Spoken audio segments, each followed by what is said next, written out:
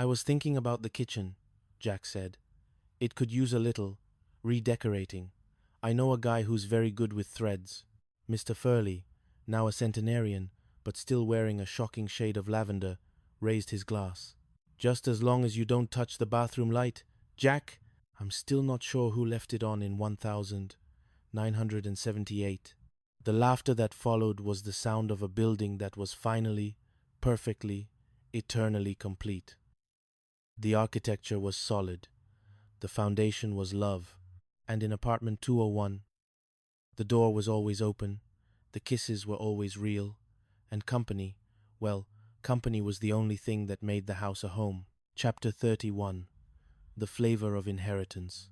The success of the archive exhibition brought a new kind of pressure to Tripper's table. Sophie found herself constantly under the microscope of high-end food critics who were looking for a flaw in her honest cuisine. One afternoon, while reorganizing the storage room in the flower shop's cellar, a space Janet had kept mostly for rare bulbs and antique gardening tools, Sophie found a heavy, rusted metal box. "What's this, Mom?" Sophie asked, dusting off the lid. Janet looked up from her ledger, a curious light in her eyes. "I haven't seen that since we moved the big lilies back in '85. It belonged to Jack's mother, but he always said it was empty." They pried it open to find not an empty box, but a single, brittle envelope and a small glass vial containing a dried, dark crimson spice. The letter was addressed to Jack, written in a shaky but elegant hand. "Jack, this is the salt of the earth, the secret our family carried from the old country. It's not just a spice, it's a memory. Use it only when the fire in your heart feels cold." Sophie felt a chill. The spice smelled of smoke, honey, and something ancient. She realized that while Jack had built his career on French techniques and Professor Beaumont's teachings, there was a whole world of his own heritage he had never tapped into. "Mom," Sophie whispered, "I think I know how to make the next menu. I'm going to cook the Tripper heritage." Chapter 32. The Corporate Shadow. While Sophie was experimenting with the ancient spice, a new storm was brewing on the horizon. A conglomerate known as Nexus Foods had begun buying up the remaining independent leases on the boardwalk. They were a faceless entity, represented by a group of young, aggressive lawyers who spoke in terms of optimization and synergy. "We're not here to destroy," Mr. Tripper, the lead lawyer, a man named Marcus Thorne, said as he sat in the restaurant. "We're here to elevate. We want to turn Tripper's Table into a global brand. 10 locations by next year, a line of frozen entrees, a reality TV show with Sophie as the judge." Jack leaned back, his eyes narrowing. "Elevate? You want to turn my heart into a microwavable box?" "We want to ensure it survives the next century," Thorne replied coldly. "The boardwalk is charming, but it's inefficient. We've already secured 60% of the voting rights on the local council. We can change the zoning laws with a single phone call." The threat was clear. If Jack didn't sell, Nexus would surround them with corporate chain restaurants, effectively choking out the authentic vibe that made Tripper's Table unique. Larry Dallas, who had been listening from the bar, snorted. But Victor was worried. He knew the financial power of Nexus. They don't just buy buildings, Sophie. They buy reputations. If we don't play along, they'll start a smear campaign that will make Sarah Graves look like a fangirl. Chapter 33. The Night of 1,000 Lilies. To fight back, Janet suggested a gala, a Night of 1,000 Lilies, to celebrate the boardwalk's history and the unveiling of Sophie's new heritage menu. If the critics didn't like the new direction, or if Nexus managed to sabotage the event, the Tripper legacy would be over. The night of the gala, the boardwalk was transformed. Janet had covered every surface in white lilies, their intoxicating scent mixing with the salt of the sea. Sophie was in the kitchen, her heart pounding. She had used the salt of the earth in every dish, creating flavors that felt like they were pulled from a dream. But as the first course was served, a group of protesters appeared outside the restaurant, carrying signs that read, "Tripper's Table, built on lies, and ditch the grifters." "It's Marcus Thorne," Victor hissed, watching from the window. "He hired them to disrupt the service." Jack stood up, his silver hair catching the candlelight. He didn't call the police. He didn't shout. Instead, He walked out to the protesters, carrying a tray of small, warm pastries Sophie had just made. "I know you're here to work," Jack said to the leader, a young man who looked more hungry than angry. "But even a worker needs to eat. Taste this. It's my family's history. If you still want to shout after you've eaten, I'll join you." One by one, the protesters took a pastry. The silence that followed was the most powerful thing Jack had ever seen. The flavor of the salt of the earth seemed to bypass their anger and reach something deeper, a shared humanity. By the time the main course was served inside, the protesters had laid down their signs and were sitting on the boardwalk, listening to the music. Chapter 34. The Deconstruction of Thorn. The gala was a triumph, but Marcus Thorn wasn't finished.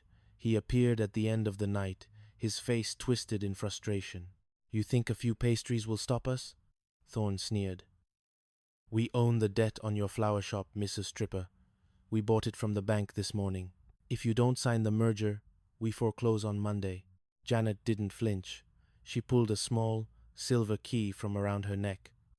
"You bought the debt, Mr. Thorn, but you didn't check the bylaws of the bank. The Tripper family has had a perpetual trust since 1982, set up by Professor Beaumont himself. That trust covers any and all debt incurred by the flower shop or the restaurant in perpetuity. Your purchase is null and void." Thorn's face went pale. He hadn't counted on the architecture of Beaumont's foresight. The old man had built a legal sanctuary that was as solid as the arch Sophie had found in the blueprints. Larry Dallas stepped forward, his camera flash blinding Thorn. "Smile for the headline, Marcus." Nexus Foods. The Emperor has no clothes. Chapter 35. The Eternal Sunset. The sun set over Santa Monica one final time in the pages of their story. The boardwalk was secure. Nexus Foods had retreated, their lawyers defeated by a combination of legal foresight and the power of a single, ancient spice. Sophie and Victor were now the unofficial king and queen of the coast, their partnership having survived the fire of corporate war. Jack and Janet sat on their balcony, the same wicker table between them. They looked at the Pacific, their hands entwined. "We did it, architect," Janet whispered. "No," Jack replied, leaning his head on hers. "We didn't just do it, we lived it. Every meal, every laugh, every burnt soufflé. It was all part of the design." A soft knock came at the door. "Uncle Jack?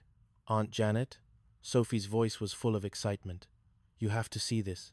A group of kids just moved into 301. They asked me if they needed a Brotherhood certificate to live there." Jack laughed, a sound that carried across the water, joining the ghosts of Furley, the Ropers, and the old man. "Tell them to come in," Jack called out. "We've been waiting for them." The architecture was finally complete. The lie was gone. The truth was eternal. And in apartment 201, the door was always open. Chapter 36. The Bitter Root. With the defeat of Nexus Foods, Sophie hoped for a period of calm to refine her heritage menu. However, the culinary world was never truly at rest. A former sous chef of Jack's, a man named Julian Varga, who had been fired years ago for attempting to sell Jack's recipes, resurfaced in the headlines. Julian had opened a rival restaurant in Beverly Hills called the Gilded Facade, and he was claiming that he was the true inheritor of the salt of the earth recipe. He alleged that Jack had stolen the vial from Julian's family during their time at the Culinary Institute. "It's a lie, Sophie," Jack said, his hands trembling as he read the tabloid. "Julian's family didn't even come from the same region. My mother gave me that vial on her deathbed." "He doesn't need it to be true, Dad," Sophie replied. "He just needs to plant the seed of doubt. The critics are already starting to ask questions." Sophie realized she had to do more than just cook. She had to prove the provenance of their heritage. She decided to track the lineage of the spice back to its source, a small secluded village in the hills of Calabria, Italy. Chapter 37. The Ghost of Cindy Snow. Before they could depart for Italy, Janet found a bundle of old letters tucked into the back of a drawer in the apartment. They were from Cindy Snow, written in the years after she moved out. Cindy had written about the night she left, revealing a secret she had kept for decades. She hadn't moved out just to find her own architecture. She had moved out because she had realized that as long as she was there, The three would always be a barrier to the two that Jack and Janet needed to become. I saw the way you looked at her, Jack, Cindy wrote. And I saw the way she looked at you. You were both so busy protecting me that you were forgetting to protect each other. Moving out was the only way I could give you the space to be honest. Janet wept as she read the words. She sacrificed her home so we could find ours, Janet whispered. All those years, we thought we were the ones helping her. The revelation added a new layer to the architecture. It wasn't just built on lies and truths. It was built on silent sacrifices. It gave Sophie a new sense of purpose for their journey. They weren't just searching for a spice. They were honoring the people who had made their lives possible. Chapter 38.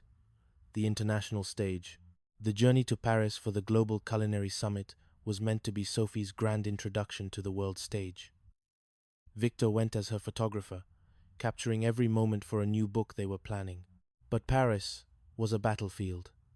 High-end French chefs looked down on Sophie's coastal fusion, and Julian Varga was there, whispering in the ears of the judges. "You're out of your league, Sophie," Julian hissed as they passed in the hallway of the Grand Palais. "The world doesn't want truth. They want prestige, and I have the backing of the old money." Sophie's response was a dish that defied every French convention. She used the salt of the earth to create a bouillabaisse that tasted not of the Mediterranean, but of the Pacific sea salt, sun-drenched rosemary, and the smoke of a Santa Monica sunset. The critics were stunned. The salt of the earth didn't just add flavor, it added a sense of place.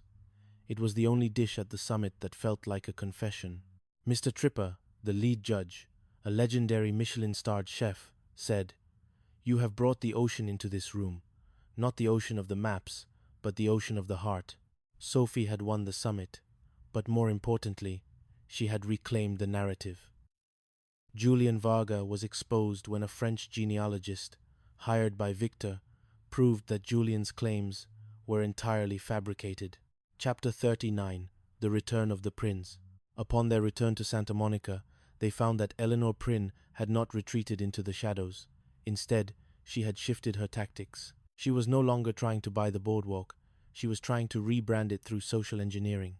She had started a non-profit called the Horizon Collective, which was buying up the digital rights to the boardwalk's history. She wanted to create an AR, augmented reality tour that would overlay the real history with a sanitized, corporate version. "She's trying to edit the memory of the place," Janet said, watching a digital demo on her tablet. In her version, the pen pals never existed. The Regal Beagle was always a high-end bistro.